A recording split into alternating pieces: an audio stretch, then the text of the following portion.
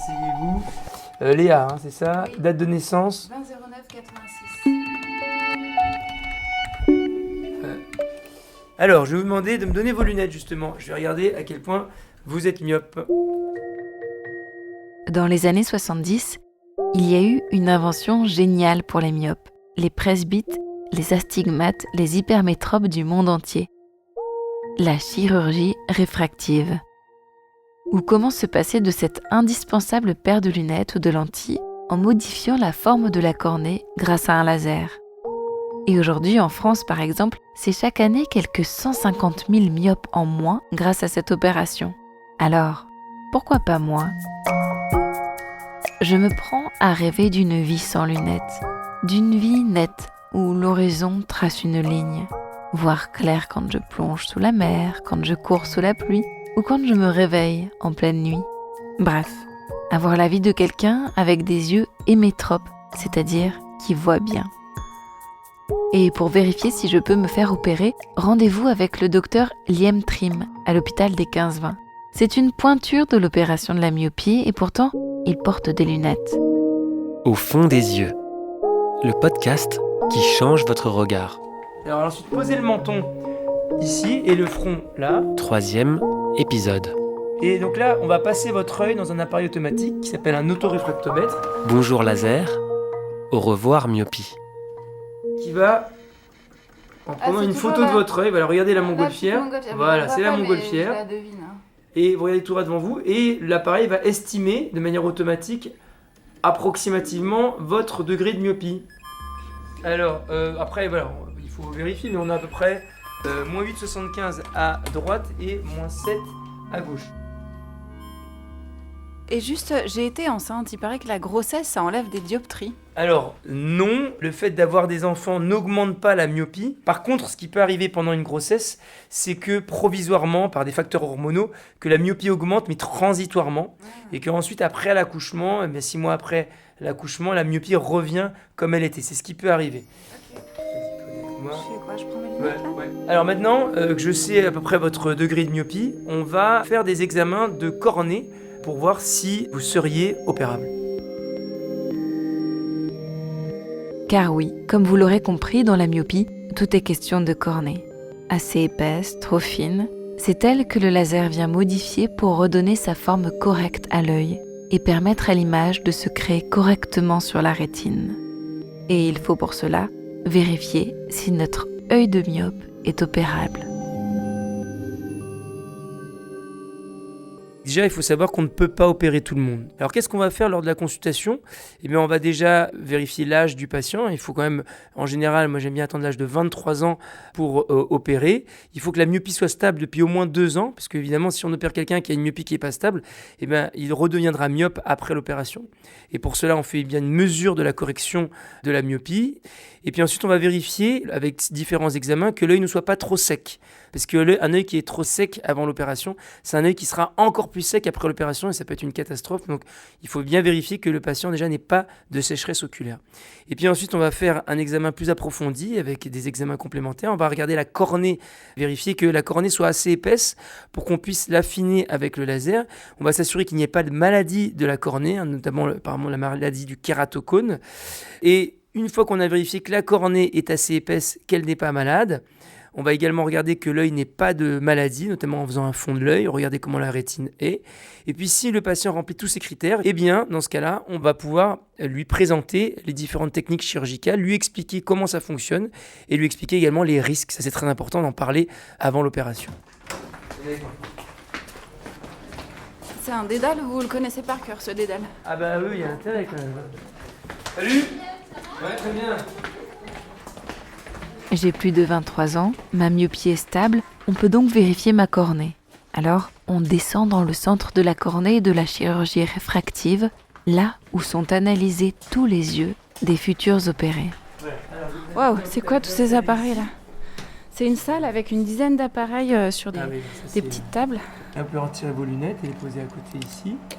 Donc voilà, il y a tout un appareil. Ça, c'est... Vous allez me faire un fond de l'œil ou quelque chose comme ça? Non. C'est une sorte de cible concave avec des lignes noires et blanches et au milieu un trou. Voilà, Hop, je vais vous demander de mettre votre visage ici. Et Ça va vous comme ça, ouais, autant ouais. vous êtes bien? Vous regardez quoi là? Voilà, et ben je vais regarder justement votre cornée. Alors vous allez regarder tout droit devant vous. Donc là, ça m'hypnotise un peu Voilà, ces donc lignes. il y a plein de lumière. Ouais. On va prendre une photo de votre œil, une sorte de photo.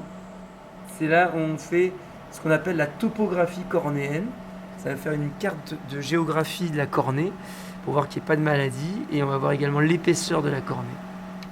Wow, c'est tout rouge C'est maintenant. bon, voilà, très bien. Ouvrez bien grand. Maintenant, ne bougez pas. Donc on voit que vous avez une belle cornée qui n'a pas d'anomalie, mais elle n'est pas très épaisse. Ça veut dire qu'on ne pourrait pas vous faire d'opération au laser pour vous parce que vous avez trop de myopie par rapport à l'épaisseur de votre cornée. Quel dommage. Et voilà que mon rêve d'hémétropie se dissout dans le brouillard. Mais il me semblait qu'il y avait d'autres manières de corriger la myopie. Pour les gens chez qui on ne peut pas faire de laser, on peut proposer une chirurgie intraoculaire qui consiste à mettre des implants dans l'œil. C'est-à-dire que, comme par exemple une lentille qu'on met le matin sur l'œil, eh bien là, en fait, on va mettre une lentille à l'intérieur de l'œil de manière permanente. Voilà une autre manière de corriger la myopie qui est quand même plus rare. On appelle ça les implants phac. Attendez, le docteur Liam Trin est en train de me signifier là que je pourrais dire adieu à mes lunettes et porter des implants? Ça me semble un petit peu trop beau pour être aussi simple. Et qu'est-ce qu'il se passe si en vieillissant, je dois me faire opérer de la cataracte? Eh bien, c'est ça le problème avec cette technique opératoire. C'est-à-dire que l'implant qu'on met dans l'œil ne va pas rester à vie. Cet implant va favoriser et accélérer la survenue effectivement d'une cataracte. La cataracte, c'est le cristallin, cette petite pastille qu'il y a dans l'œil, qui est transparente quand on est jeune et qui s'opacifie quand on vieillit. Eh bien, le fait d'avoir un implant dans l'œil et le fait d'être également très myope va accélérer la survenue d'une cataracte et va faire à nouveau baisser la vue. Et à ce moment-là, il faudra enlever l'implant qu'on a mis, opérer la cataracte et mettre un nouvel implant qui corrigera également la myopie et qui restera cette fois-ci à vie. La myopie forte favorise également la cataracte. On a des myopes forts, donc quand je parle de myopes forts, c'est les gens qui ont plus de moins 6 dioptries, qui ont des cataractes plus précocement que les gens qui ne sont pas myopes. Bon, alors non, très peu pour moi. Passer 2 fois mes yeux dans le bistouri, rien que d'y penser, l'idée me fait frissonner. Et puis, je l'aime bien mon flou, dans le fond. Il adoucit mon monde. D'autant que l'opération de la myopie a un coût, non remboursé par la sécurité sociale. Entre 1000 et 2000 euros par œil en chirurgie réfractive. Et il faut compter le double pour des implants. Pourtant, il y en a qui n'hésitent pas longtemps, comme Stéphanie, la trentaine, que le docteur Liam Trin va opérer aujourd'hui de la myopie et qui accepte ma présence dans la salle d'opération. Vous allez aller ici. Vous descendez l'escalier, juste à l'étage du dessous. Il y a écrit bloc de chirurgie réfractive et vous poussez la porte et vous attendez là, il y a Carole qui va vous accueillir. À tout de suite, à vous pieds. Carole, à l'accueil, me donne donc une tenue jetable stérile que je vais enfiler dans un petit vestiaire avant de pénétrer dans l'antre de la chirurgie réfractive comme n'importe quelle patiente qui veut se débarrasser de sa myopie. Sauf que moi, je garde mes lunettes et mon micro. Une opération entrée-sortie du bloc opératoire, il faut compter 30 minutes. Mais évidemment, l'opération elle-même ne dure pas 30 minutes. Le laser, par exemple, en lui-même, dure 10 secondes à peu près. Et puis après, il y a tout le travail à côté, manuel, en fonction du type d'opération. Donc le laser va découper une petite lamelle de cornée en 10 secondes. Et ensuite, moi, je vais retirer cette lamelle de cornée avec un instrument. Et ça prend à peu près entre 2 et 3 minutes par œil.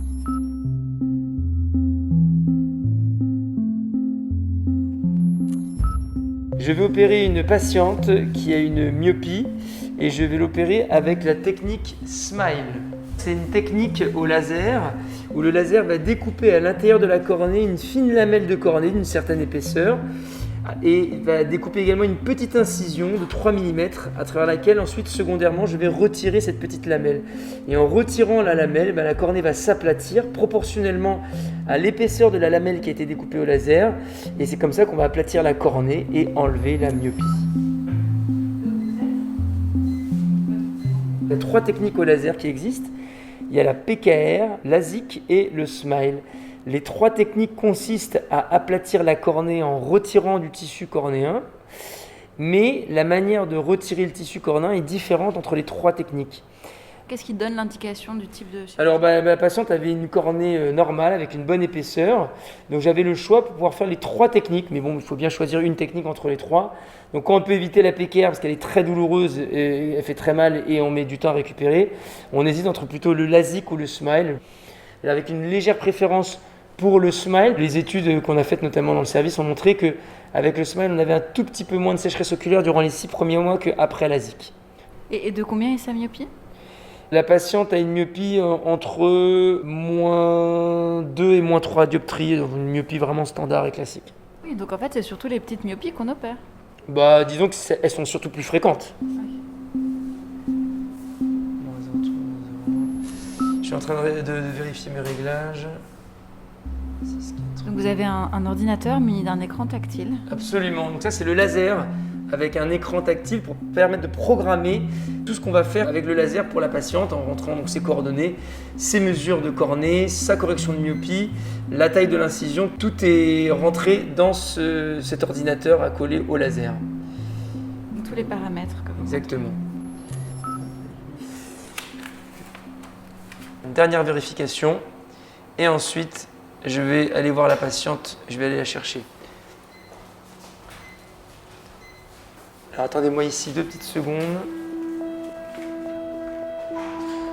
Et me voilà donc dans une salle d'une 30aine de mètres carrés, aux portes coulissantes, avec au milieu une énorme machine carrée, la Visumac 800, le laser le plus perfectionné du moment, précis et rapide, qui permet de faire des LASIK et des SMILE. Un brancard est situé juste en dessous, sur lequel va s'installer Stéphanie, tandis que le docteur Liam Trin connecte une playlist de musique intitulée « Grève de cornée » dans l'enceinte. Alors je m'efface, le temps de l'opération, et tente de ne pas tourner de l'œil.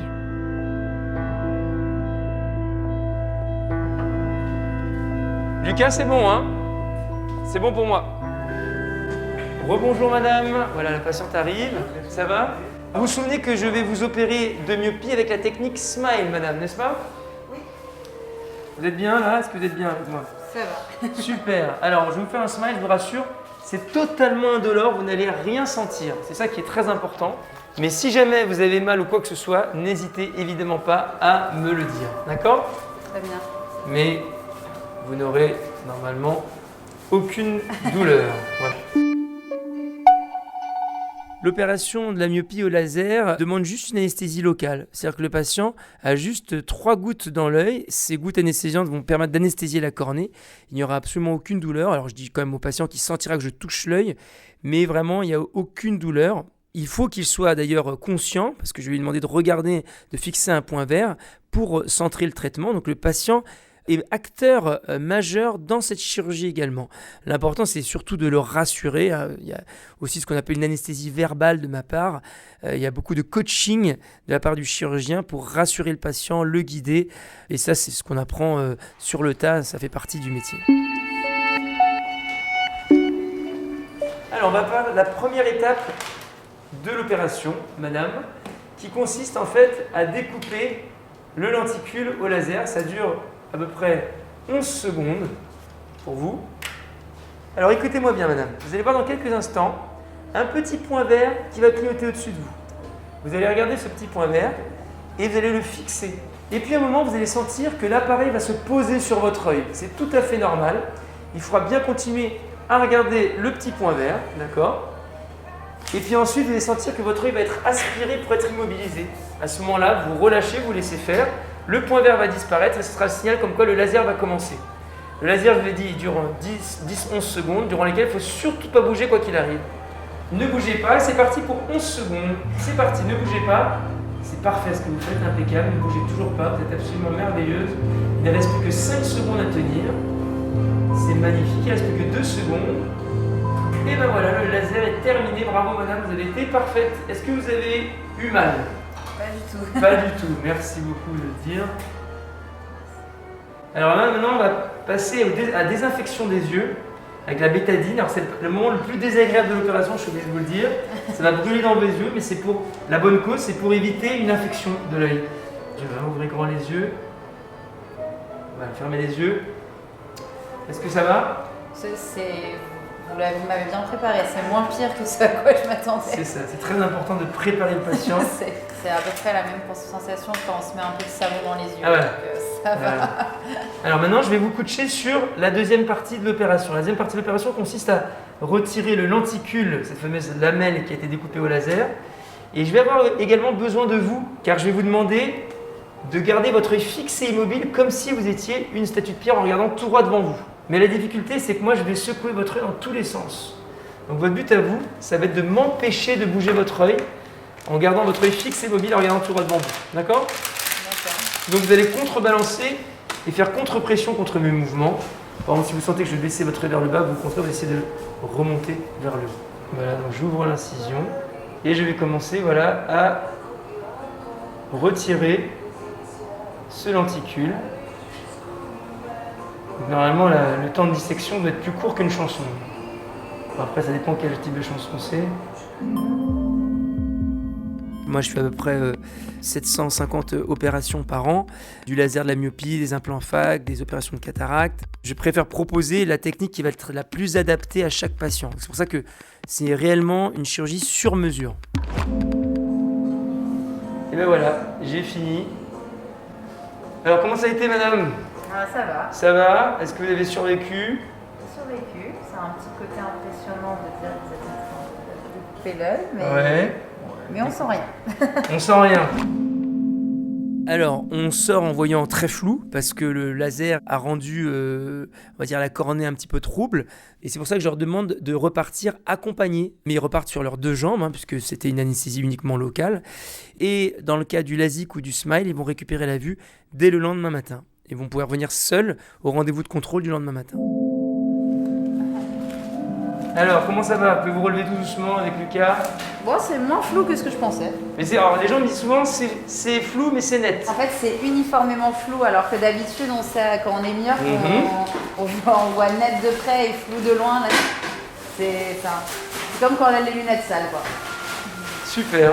Eh bien, venez avec moi. On va contrôler ça tout de suite. Voilà, vous pouvez venir avec moi. Ouvrez bien grand, vous avez tout devant vous, mon oreille. Voilà, c'est parfait. Les risques sont très très faibles, voire exceptionnels, mais néanmoins, je précise à tous les patients qu'il y a toujours un risque à se faire opérer. Alors, c'est la crainte principale de tous les patients avant de se faire opérer, c'est la peur de devenir aveugle. Le risque de devenir aveugle, il est vraiment infime. Néanmoins, il est précisé sur le consentement écrit qu'on fait signer aux patients avant l'opération. Personnellement, je n'ai jamais vu un seul patient devenir aveugle après une opération de la myopie. Les complications qu'on a le plus souvent, dans les pires des cas, peuvent aboutir à une baisse de vision avec des séquelles. Mais voilà, le fait de devenir aveugle, il faut quand même dire que c'est une probabilité qui est plus qu'infime. Alors, on a vu Comment ça va ? Ça va bien, ça s'est passé encore plus vite que ce que je pensais. Un peu impressionnant de savoir qu'on a quelqu'un qui touche les yeux, mais vraiment aucune douleur, même on sent pas du tout. Des fois on est anesthésié, mais on sent quand même ce qui se passe, notamment dans les dents. Là, vraiment rien du tout. Donc, Les lunettes, ça vous embêtait, c'est ça ? j'étais une porteuse de lentilles depuis un petit peu de temps, mais des fois ça m'arrivait le matin quand on est dans sa petite bulle, je me rendais pas compte que j'oubliais mes lentilles parfois, et donc passer la journée sans, c'était pas très agréable. Pour aussi faire du sport, avoir des grosses journées. Les lentilles, même de très bonne qualité, ont tendance à chauffer aussi un petit peu, et donc ça devient désagréable sur le long terme. Vous avez quelqu'un qui vous attend ? Oui, après, c'était recommandé. Bon, là, je vois flou, je me dis qu'en prenant mon temps, j'aurais quand même pu rentrer tranquillement, mais bon, voilà, tant qu'à faire, c'est quand même plus sécurisant. Merci, bon repos et bonne récupération. Merci beaucoup. Au revoir. Les patients me racontent tous le bonheur qu'ils ont à vivre sans lunettes. D'ailleurs, ce qui est assez drôle, c'est qu'après l'opération, tous les patients essaient de me convaincre de me faire opérer à mon tour. Donc c'est plutôt rassurant d'entendre tout ça. Maintenant, ils racontent sur les réseaux sociaux. Donc j'ai eu pas mal de patients qui ont fait des stories sur Instagram pour dire à quel point ils étaient heureux. Donc globalement, on a face à une technique chirurgicale qui donne un taux de satisfaction très élevé, qui approche, d'après les études, après 99% de taux de satisfaction. D'ailleurs, j'y pense. Sur le long terme, s'il y a bien quelqu'un qui peut témoigner de sa vie sans lunettes, c'est mon conjoint, Moïse. Je ne l'ai jamais connu avec lentilles ni lunettes, et pourtant myope, il l'était, légèrement. Il s'est fait opérer il y a 12 ans avec la technique PKR, un peu plus douloureuse, dans une clinique assez obscure. Alors, à quel point sa vie a-t-elle changé ? Je me suis fait opérer des yeux parce que ça devait faire 10 ans que je mettais des lentilles.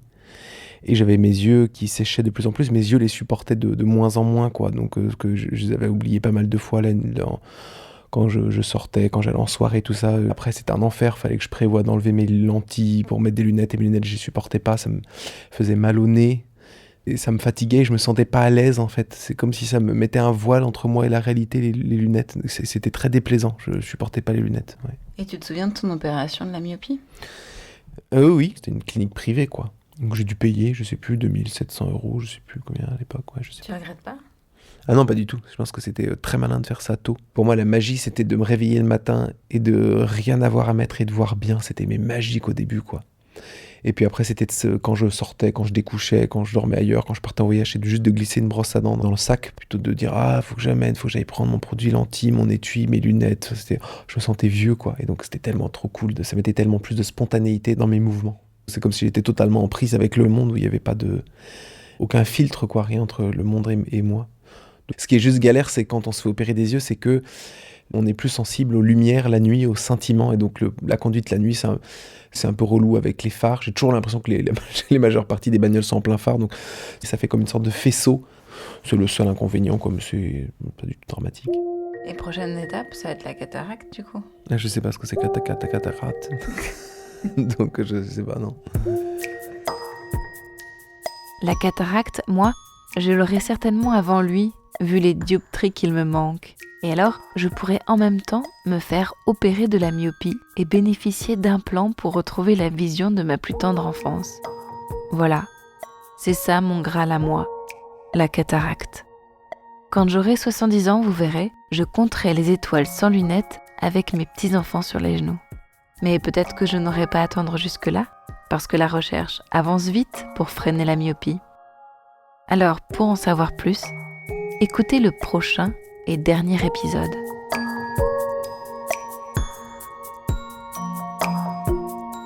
Dans cet épisode, vous venez d'entendre le docteur Liam Trin, la patiente Stéphanie et Moïse Courillo. Merci à elle et à eux de nous avoir accordé de leur temps.